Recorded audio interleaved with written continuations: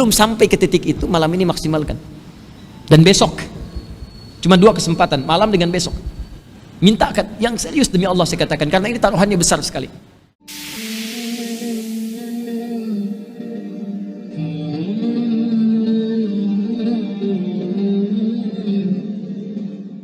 Bismillahirrahmanirrahim.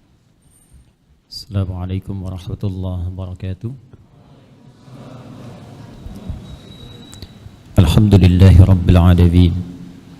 Wal aqibatu lil muttaqin. Wala udwana illa 'alal zalimin. Wassalatu wassalamu ala Rasulillahi Muhammadin sayyidil anbiya'i wal mursalin wa ala alihi wa sahbihi wa dhurriyyatihi wa ummatihi ila yaumiddin wa ba'd. Fa ya ahbaballahi wa ahbaba rasulihi sallallahu alaihi wasallam, usikum wa nafsi bi wa iyaya bi taqwallahi faqad faza al-muttaqun fala tamutunna illa wa antum muslimun. Faqala ta'ala ya ayyuhalladzina amanu taqullaha haqqa tuqatih wa la tamutunna illa wa antum muslimun. Hadirin sekalian, alhamdulillah malam ini kita disampaikan oleh Allah pada malam ke-30 di bulan Ramadan, dan ini sudah pasti menjadi malam terakhir Ramadan di tahun ini, karena hitungan bilangan hijriyah dalam sebulan hanya 29 atau 30 hari. Dan tadi sudah disampaikan dalam sidang isbat pula bahwa Ramadan istikmal digenapkan menjadi 30 hari. Alhamdulillah masih ada kesempatan untuk mendapat rahmat Allah, ampunan Allah, dan pengabulan doa-doa. Khususnya di penghujung Ramadan, para sahabat itu memadati tempat-tempat strategis untuk berdoa. Tempat-tempat strategis itu ada beberapa macam. Pertama, yang khusus di rumah Allah. Rumah Allah itu spesifik ya. Kalau kita sekarang masjid, berada di masjid, itu peluang yang paling tinggi untuk mendekat kepada Allah, bermohon pada Allah Subhanahu wa taala. Karena itu di penghujung Ramadan, biasanya di sore-sore ba'da asar menjelang Ramadan, itu ada sebagian waktu yang mereka habiskan untuk bermunajat kepada Allah Subhanahu wa taala. Biasanya yang diminta 3. Yang pertama adalah penerimaan dari amal yang telah dikerjakan selama Ramadan. Karena kita tidak tahu dari sekian amal yang kita kerjakan berapa yang diterima oleh Allah Subhanahu wa taala. Beruntung dan bersyukurnya kita, Allah punya sifat asy-syakur. Asy-syakur itu yang maha menerima walaupun sedikit. Walaupun tadi kita sholat itu, taruhlah 2 rakaat gitu, belum tentu 100% khusyuk kan. Tapi dari 100% itu walaupun cuma 5-10% itu masih diterima oleh Allah Subhanahu wa taala. Karena itulah kita berbahagia Allah menampilkan sikap dan sifat asy-syakur. Sifatnya asy-syakur, sikapnya menerima dengan sifat itu segala hal yang terbaik dari hamba sekalipun hanya sedikit, dan berkenan menyempurnakannya, dan berkenan dengan menyempurnakannya. Jadi kita bermohon, salah satu cara menyempurnakan itu dengan berdoa. Ya, karena itu ada doa yang sampai kepada kita, wa tammim taqsirana ya Allah ya rabbal alamin. Taqabbal minna salawatina wa qiyamana wa ruku'ana wa sujudana wa takhasyu'ana wa tadarru'ana wa siyamana wa tammim taqsirana ya Allah ya rabbal alamin. Ya Allah, mohon terima selama Ramadan ya Allah, puasa kami, salat kami, rukuk kami, sujud kami, kekhusyuan kami, penghambaan kami, semua amal kami, dan kami memahami enggak semuanya mungkin ya Allah kami kerjakan baik dalam pandangan-Mu. Namun mohon Allah, jikapun ada yang Kau nilai kurang, mohon sempurnakan Allah. Kekurangan itu Allah. Sekali lagi dapat gelas. Alhamdulillah. Mohon sempurnakan ya Allah kekurangan itu dengan segala kemuliaan dari sisi-Mu. Itu yang pertama. Yang kedua, memohon khusus ampunan kepada Allah Subhanahu wa taala. Karena ini spesifik. Hadis-hadisnya jelas dan tegas. Ya, jelas menampilkan tawaran ampunan setiap detik selama 30 hari Ramadan. Kalau kita lalui 30 hari ini. Hadisnya jelas di Al-Bukhari ada, hadis lain penguatnya ada, dan 3 redaksi ya yang disampaikan. Man shama ramadhana imanan wa ihtisaban ghufira lahu ma taqaddama min dhanbi. 1. Man qama ramadhana imanan wa ihtisaban ghufira lahu ma taqaddama min dhanbi. 2. Man qama lailatal qadri imanan wa ihtisaban ghufira lahu ma taqaddama min dhanbi. 3. Sehingga saking jelasnya ini Nabi sendiri mempraktekkan. Setiap malam beliau memohon kepada Allah, khususnya di jeda-jeda antara 2 rakaat salat tarawih itu. Allahumma innaka afuwun tuhibbul afwa fa'fu anni. Ya. Siapa yang menunaikan puasa Ramadan, siapa yang menunaikan qiyam malam di malam-malam Ramadan, siapa yang sholat bersamaan dengan malam Al-Qadar, dia kerjakan dengan penuh keyakinan iman karena Allah, kemudian berintrospeksi diri. Jadi sholat yang benar itu bukan sekedar kita tunaikan, khususnya di malam-malam Ramadan, di waktu-waktu Ramadan, tapi diisikan dengan perasaan khusyuk kita. Dan hadisnya mengatakan wahtisaban, ikhlas sekaligus ada unsur muhasabahnya. Diisikan penghambaan pada Allah Subhanahu wa taala. Ya, di situ kita bermohon kepada Allah, di antaranya ampunan dosa. Karena itu banyak dalam bacaan salat itu mengandung permohonan ampunan kepada Allah sejak iftitah. Allahumma ba'id baini wa baina khataaya, itu kan minta dihapuskan kesalahan, minta ampun. Ataupun yang menggunakan wajah tu kan di antara kalimatnya nanti ke ujung setelah wa ana minal muslimin atau wa ana awwalul muslimin, ya, ada kalimatnya Allahumma innaka anta rabbi wa ana 'abduk. Allahumma zalamtu nafsi wa ataraftu bi dhanbi faghfirli fa innahu la yaghfiru dzunuba illa ant. Ya Allah, aku akui aku banyak berbuat salah. Aku hamba-Mu yang zalim ya Allah. Dan aku akui begitu banyak dosaku. Sedangkan Kau menetapkan ya Allah, hanya Engkau yang Maha mengampuni segala dosa. Maka dengan sifat-Mu ya Allah yang Maha Pengampun, aku mohon segala ampunan-Mu. Itu baru iftitah. Belum ketika kita dalam rukuk, dalam sujud, duduk di antara dua sujud, itu kalimat ighfirli, minta ampun ada. Subhanakallahumma bihamdika Allahumma ighfirli, Rabbi ighfirli, warhamni, wajburni, dan seterusnya. Minta ampun. Nah, orang kalau minta ampun kan merasa banyak salah kan? Gak mungkin orang minta ampun kalau gak merasa punya dosa. Anda minta maaf pada orang karena merasa ada yang salah. Kita minta ampun kepada Allah karena merasa punya dosa. Jadi kalau cuma di lisan ya Allah ampuni tapi gak merasakan dosanya apa, itu getarannya kurang ke jiwa. Karena itulah kemudian hal yang paling penting kita pastikan kita mendapat ampunan Allah Subhanahu wa taala. Kalau belum sampai ke titik itu, malam ini maksimalkan. Dan besok. Cuma 2 kesempatan, malam dengan besok. Mintakan yang serius demi Allah saya katakan, karena ini taruhannya besar sekali. Ya, Nabi katakan ghufira lahu ma taqaddama min dzambi. Berpeluang diampuni semua dosa. Dan ini cuma Ramadan. Taubat minta ampun sama Allah dan doakan orang sekitaran kita.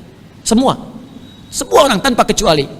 Hei, siapa yang menginginkan orang lain larut dalam keburukan? Hah? Hanya orang yang kurang bersih hatinya yang menginginkan orang-orang lain terjebak dalam keburukan, kemungkaran. Betapa sering kita pikirkan karena beda pendapat dengan kita dia harus celaka, dia harus buruk, dia harus tertinggal dalam aspek apapun, sosial, politik, ekonomi, apa macam-macam. Sepanjang dia beriman, doakan. Yang belum beriman pun kita doakan supaya Allah berikan hidayah. Pelaku maksiat kita doakan supaya taubat. Dan diri kita bermohon kepada Allah, biasanya diwasilah. Kalau kita pandai mendoakan orang lain, nanti ditarik kemudian kemuliaan itu untuk menjadikan ampunan turun kepada kita. Minta. Ini kenapa saya penting sampaikan? Karena nanti yang terakhir tegas, yang tadi jelas sekarang tegas. Ini karena dibentangkan 30 hari, setiap detik, selama 30 hari, malaikat Jibril langsung memberikan satu penekanan yang kuat. Dan ini saya ulang-ulang, saking pentingnya ini saya sampaikan. Nabi pernah naik ke atas mimbarnya untuk memberikan tausiah. Mimbar Nabi itu ada 3 gundukan, ya, 3 step kayak tangga gitu, 1, 2, 3. Itu begitu naik setiap tangganya, malaikat Jibril memberikan statement. Perhatikan di antara statementnya, raghima anfu rajulin, sungguh kotor hidung seseorang itu. Ini bahasa kiasan, ungkapan, ya, bu'dan maknanya, bu'dan, sungguh tercela, jauh. Jadi di Arab itu kalau ingin menunjukkan seseorang yang tercela, itu hidungnya itu penuh dengan debu kotor. Ya. Makanya dulu di masa Batavia, J.P. Quinn itu ketika memerintah di Jakarta, ya, ada sepupu dia selingkuh, ya, dengan salah seorang prajurit yang jaga. Ketika selingkuh itu dihukum. Dipraktekkan pada masa itu. Yang perempuannya dirajam, yang laki-lakinya dihukum di depan, dirajam juga, tapi sebelum kemudian dihukum, diberikan tanda ke masyarakat supaya jangan berbuat seperti ini. Dicorenglah kemudian dengan arang hidungnya. Maka dikenallah istilah hidung belang. Itu asal dari situ. Baca sejarah, baca sejarah, ya. Asalnya dari situ dikenal dengan istilah hidung belang. Ya. Maka saya ingin kembali. Itu kata malaikat Jibril kalau kita ingin tafsirkan hidung belang. Ya, dalam konteks ini tercela, menunjuk perbuatan yang sangat tercela. Sungguh keterlaluan, di tafsir hadis lain dan keterlaluan katanya. Liman adraka Ramadhan falam yughfar lahu. Orang yang disampaikan oleh Allah ke bulan Ramadan tapi tak mampu diampuni dosa-dosanya. Ya, orang lain nggak sempat sampai. Kita sampai. Begitu sampai nggak dimanfaatkan. Sekali nggak dikasih, sekali dikasih Anda nggak manfaatkan, ada kesempatan kedua.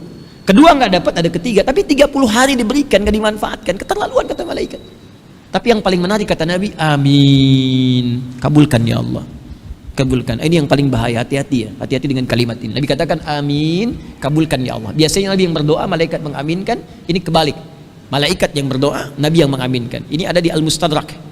Al-Mustadrak ini termasuk sahih karena disusulkan kepada syarat Al-Bukhari dan Muslim. Saya sering sampaikan di ilmu hadis, Imam Al-Bukhari meninggal, nggak semua hadis terkumpulkan. Imam Muslim datang, ya melengkapi sebagiannya. Imam Muslim meninggal, ada banyak hadis yang belum dikumpulkan. Makanya datang kemudian Imam Al-Hakim An-Naisaburi mengeluarkan kemudian beberapa syarat-syarat khusus di Al-Bukhari dan Muslim. Dari syarat ini dikumpulkan, lalu dicarilah hadis sesuai dengan kualifikasi tadi, syarat yang tadi. Maka ditemukan hadis-hadis, diantaranya hadis tadi. Disusulkanlah kemudian ke dalam Al-Bukhari dan Muslim. Disusulkan dalam bahasa Arab disebut Al-Mustadrak namanya. Maka diberi nama kitabnya Al-Mustadrak, kayak karya Al-Hakim An-Naisaburi. Karena itu di penghujung Ramadan, malam-malam ujungnya, kemudian nanti di penghujung ba'da asar menjelang ke maghribnya, banyak yang bersimpuh kepada Allah. Di antara sahabat banyak nangis. Ya, satu, tadi memohon kepada Allah menerima amal ibadah. Kedua, diampuni dosa. Dan yang ketiga, ini yang paling penting, diberikan kesempatan untuk konsisten mempraktekkan hasil Ramadan di 11 bulan mendatang. Ya, awas hati-hati karena nanti ciri keberhasilannya pasca Ramadan, bukan saat Ramadan. Orang yang berhasil bukan saat trainingnya, saat mempraktekkan hasil training itu. Jadi kalau Anda ikut pelatihan di kepegawaian, di perusahaan, itu akan diduga dinilai berhasil pasca selesai training. Bagus nggak tampilan kerjanya? Kalau nggak bagus nanti nggak masuk kerjanya, dievaluasi. Sama persis dengan kita saat Ramadan. Kalau kita ingin membuktikan kepada Allah berhasil pasca Ramadan, ya, litasyi'a, untuk meluas fawaid Ramadan fi jami'il awqat. Semua manfaat Ramadan di setiap waktu, itu faedahnya kemuliaan satu waktu. Masjid tempat pertama. Kalau masih ada tempat nanti besok ya, setelah selesai misalnya pagi-pagi zikir pada Allah, siang kalau nanti mau meninggalkan i'tikaf ke tempat masing-masing, boleh ke rumah, mampir dulu misalnya di masjid dekat rumah, boleh asarnya, atau mau selesaikan di sini tidak ada masalah. Atau kalau tidak sempat, kalau di beberapa masjid ada protokolnya, zona merah yang sangat kuat dan kita menghormati itu, maka ambil di rumah dengan spesifik satu tempat. Apa tempatnya? Mihrab namanya. Ya, apa namanya? Mihrab. Nah, saya ingin luruskan persepsinya, mihrab itu bukan hanya tempat untuk imam di sini, bukan. Mihrab asalnya tempat khusus yang kita tujukan hanya untuk kepentingan ibadah saja. Allah. Untuk ibadah. Dan mihrab ini punya keistimewaan. Kalau dikhususkan untuk ibadah, maka dia memiliki dua keistimewaan yang sangat dahsyat. Bahkan tiga. Satu, mempercepat terkabulnya doa. Yang kedua, mempercepat datangnya rezeki. Yang ketiga, mempercepat lahirnya ampunan Allah Subhanahu wa taala. Satu, mempercepat terkabulnya doa. Kedua, mempercepat datangnya rezeki, bahkan dari sisi yang tidak diduga, nanti saya tunjukkan dalilnya. Dan yang ketiga, mempercepat datangnya ampunan Allah Subhanahu wa taala. Makanya kenapa imam posisinya di mihrab? Ya, kenapa? Karena imam menjadi pemimpin kita dalam sholat, dan imam yang menyampaikan permohonan kepada Allah dalam doa, dalam sholat. Karena itulah ditempatkan di mihrab, diharapkan doanya cepat dijawab oleh Allah.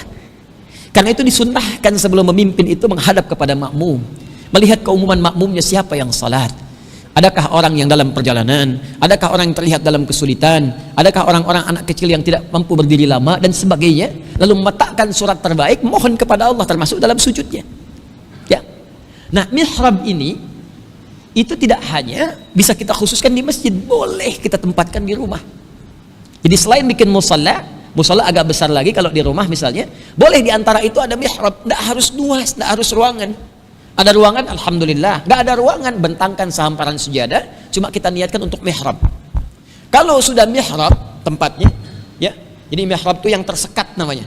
Ya, yang tersekat bisa dengan konteks tekstual, disekat ya dengan pintu, dengan ruangan, bisa jadi majas ya. Artinya apa? Kita bentangkan sejadah, coba sekat dengan area sejadah itu, nggak boleh kita berlaku di situ selain ibadah. Makanya handphone keluarkan. Ya, jangan ngobrol, jangan macam-macam dunia, makan macam-macam, apalagi besok kan masih puasa, handphonenya keluarkan dulu, fokuskan ibadah di situ. Kalau bisa kita lakukan, apa yang terjadi? Perhatikan teman-teman sekalian, ini yang dilakukan oleh Imran dengan Hannah.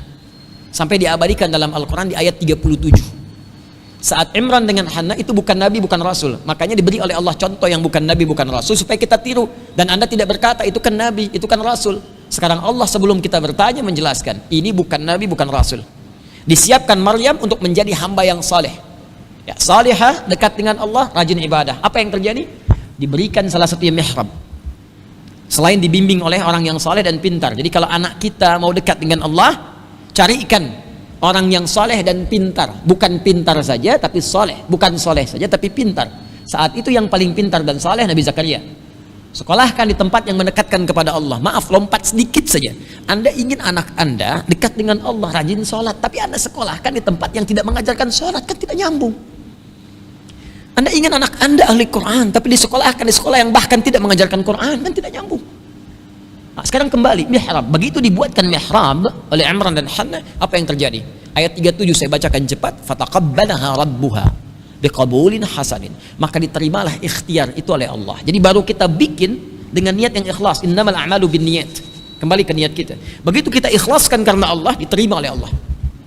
Wa ambataha nabatan hasana wa kafalaha Zakaria. Kisah Maryam lalu dirawat oleh Nabi Zakaria, diperhatikan tadi yang saya sampaikan.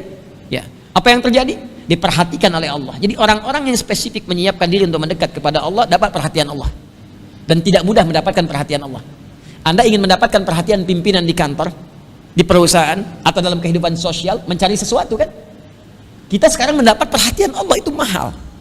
Maka ketika perhatian Allah diberikan, apa yang terjadi? Kullama dakhala 'alaiha Zakariyal mihrab wajada 'indaha rizqa. Qala ya Maryamu anna laki hadha? Qalat huwa min 'indillah. Innallaha yarzuqu man yasha' bighairi hisab. Setiap kali Nabi Zakaria masuk ke mihrab itu mendapati semua kebutuhan Maryam, rizki. Tadi yang saya katakan mihrab mempercepat datangnya rizki. Ditanya oleh Nabi Zakaria, dari mana semua ini? Saya kan baru mengantarkan makanan, ada makanan. Saya mau mengantarkan baju ganti, sudah ada baju ganti. Semua ada. Dia berkata, Maryam berkata, semua dari Allah. Allah akan memberikan rizki tanpa batas pada siapa yang dia kehendaki. Ini saya mau ajarkan fikihnya sedikit, mohon izin ya. Ya, atau menyampaikan, maksud saya menyampaikan apa yang guru kami pernah ajarkan. Ya, mohon maafkan saya, menyampaikan kembali apa yang guru kami pernah ajarkan. Perhatikan baik-baik. Kalau ada kalimat begini di Quran, mayyasha, mayyasha, siapa yang dikehendaki. Maka jangan batasi ayat itu pada keterangan kisahnya. Karena kaidah di ulumul Quran bab asbabun nuzul mengatakan al-ibratu bi'umumil lafzi la bi khususis sababi. Hikmah itu, keutamaan itu, kebaikan itu sepanjang tidak dikhususkan lafadznya pada kejadian tertentu, maka dia berlaku umum walaupun kisahnya dicontohkan pada satu kasus. Jadi cara memahaminya begini, kata Maryam, Allah akan memberikan rizki kepada siapapun yang dia kehendaki. Jangan batasi diri Maryam. Caranya adalah jadilah orang yang termasuk dikehendaki oleh Allah seperti Maryam. Itu caranya. Nah, ini yang dibaca Nabi Zakaria. Saya masuk pada bagian kedua kemuliaan mihrab. Nabi Zakaria baca, oh Maryam dikehendaki oleh Allah. Dapat sesuatu tanpa batasan, bi ghairi hisab, tanpa batas. Qadar Allah, Nabi Zakaria pada saat itu punya keterbatasan. Kata medis secara klinis gak mungkin punya keturunan. Istrinya divonis maaf menopause dan mandul, beliau sudah sepuh, rambut memutih, fisiknya sudah letih. Maka apa yang beliau simpulkan? Saya walaupun nabi, ada satu yang saya belum punya seperti Maryam. Apa itu? Mihrab khusus. Maka sholatlah di situ, minta sama Allah. Ini yang mau saya katakan, mihrab mempercepat terkabulnya doa. Maka ayat 38-nya Nabi Zakaria sholat di situ. Hunalika da'a Zakaria rabbah. Maka Nabi Zakaria sholat di situ bermohon kepada Allah Rabbnya. Qala Rabbi habli min ladunka dzurriyyatan thayyibah. Ini tolong garis bawahi betul ya. Ini cara berdoa yang cepat dikabulkan oleh Allah. Ya, perhatikan caranya. Dan semua nabi menempuh cara ini. Saya keluarkan dari Al-Quran. Ya, saya sedang siapkan satu buku. Ya, doa-doa nanti dalam Al-Quran yang pernah dipraktekkan para nabi dan rasul. Kemudian di ujungnya ditutup statementnya oleh Allah. Bila ada yang mencontoh ini, maka Allah akan mengabulkan dengan pengabulan yang sama seperti yang dikabulkan pada sebelumnya. Nah, qala Rabbi habli. Pertama, ya Allah yang maha pemberi tanpa batas. Nanti kalau besok berdoa atau malam nanti berdoa, maka saya sarankan berdoa ya dimulai dengan al-asmaul husna, mengamalkan Quran surah ke-17 ayat 110. Qulid'ullaha awid'ur rahman ayyamma tad'u falahul asmaul husna. Kalau punya kebutuhan sebut nama Allah, minta berdoa. Sebut namanya Ar-Rahman, atau kalau Anda tahu sebut salah satu nama Allah yang terbaik, yang Allah berikan kepada kita sesuai kebutuhan kita. Jadi Allah itu membentangkan nama, bukan sekedar nama, yang menjawab semua kebutuhan kita. Jadi kalau Anda butuh rezeki, sebut namanya ya Allah ya Razzaq. Kalau butuh pengetahuan ditambah ya Allah ya Alim. Kalau butuh perlindungan ya Allah ya Jabbar. Kalau butuh kesabaran ya Allah ya Sabr. Ya. Maka Nabi Zakaria kan tadi divonis terbatas, gak mungkin punya keturunan. Maka beliau mesti menyebut nama Allah pemberi tanpa batasan. Nama Allah yang memberi tanpa batas disebut Wahhab namanya. Wahhab. Permintaan dalam bentuk permintaan talab namanya hab. Untuk sendiri li, untuk banyakkan lana. Rabbana habli, Rabbana hablana min azwajina dan seterusnya. Maka beliau minta habli. Hunalika da'a Zakaria Rabba qala rabbi habli, ya Allah yang Maha Pemberi tanpa batas. Mereka mengatakan aku punya keterbatasan. Aku memohon kepadamu yang tidak punya batas dalam pemberian. Dzurriyyatan thayyibah. Ya, Rabbi habli min ladunka dzurriyyatan thayyibah. Dari sisimu saja ya Allah. Karena mereka mengatakan mustahil. Tarik ini lafadznya khususkan ke kita. Ya Allah, mereka mengatakan aku mustahil sembuh ya Allah. Ya Allah, mereka mengatakan masalahku di rumah mustahil tidak selesai ya Allah. Ya Allah, mereka mengatakan aku tidak mungkin mendapat pekerjaan ya Allah. Ya Allah, mereka mengatakan tidak mungkin masalah selesai. Sedangkan hanya Allah pemberi tanpa batas. Aku meyakini ya Allah. Aku meyakini hanya Engkau yang memberi solusi tanpa batas. Aku mohon solusi darimu saja ya Allah ketika mereka katakan tidak mungkin diberikan. Innaka sami'ud du'a. Perhatikan cara menerjemahkannya. Ini beda dengan terjemahan ini tafsir ya. Innaka sami'ud du'a, sungguh aku meyakini hanya Engkau yang mampu mengabulkan doa. Kalau pada yang maha mengabulkan doa saja, yang maha mendengar doa tidak dikabulkan, lantas kepada siapa lagi aku mesti meminta? Anda tahu apa yang terjadi? Lihat ayat 39-nya, pakai fastajabna. Maka kami langsung kabulkan, nggak pakai jeda. Karena itu besok kalau nggak di masjid, ya menjelang ba'da asar boleh jeda sebentar, gitu kan? Tilawah, dzikir, istighfar. Nanti menjelang ke maghrib itu enak tuh suasananya. Anda akan dapatkan keheningan tersendiri dalam hati itu. Ada getaran. Memang kadang-kadang ada kesedihan, tapi juga disertai kebahagiaan. Seperti pertanyaan saudari kita beberapa waktu lalu itu, ada kesedihan tapi ada kebahagiaan. Setelah itu tiba kemudian ada air mata. Itu begitu air mata mengalir sertai dengan doa. Disitulah titik bagaimana Allah memberikan rahmat kepada kita. Minta ampunan, minta kabulkan doa. Maka silahkan lihat bagaimana reaksinya. Ya. Yang di rumah kalau sudah pulang esok misalnya asar mau buka dengan keluarga, ini biasa di akhir-akhir biasanya kalau i'tikaf selesai ya, di antara sahabat juga ba'da asar ada yang keluar ya, kemudian memperbanyak takbir kepada Allah, kemudian baru kembali lagi untuk berzikir memohon ampunan di penghujung menjelang maghrib. Silahkan lakukan di mihrab duduk. Nah ini yang kedua ya. Nah kemudian persiapan setelah itu takbir, udah senang. Saya dengan teman-teman tuh dulu, masya Allah ya, setiap Ramadan tuh suka teman-teman kabari lagi, ayo masuk yuk ke masjid gitu. Gak usah pimpin macam-macam, gak usah berjamaah, sendiri-sendiri aja. Sampaikan, ada yang ke pojok, ada yang di mana masing-masing gitu. Ada kebahagiaan tersendiri lah, terutama ketika adzan begitu di puncaknya air mata mengalir, Allahu Akbar, Allahu Akbar. Tiba-tiba kemudian kita mengatakan Allahu Akbar, Allahu Akbar. Ramadannya sudah selesai. Tapi ada bahagia gitu. Nah, baru setelah itu sirna, ba'da isya kita bisa bertakbir gitu. Allahu Akbar, Allahu Akbar, Allahu Akbar.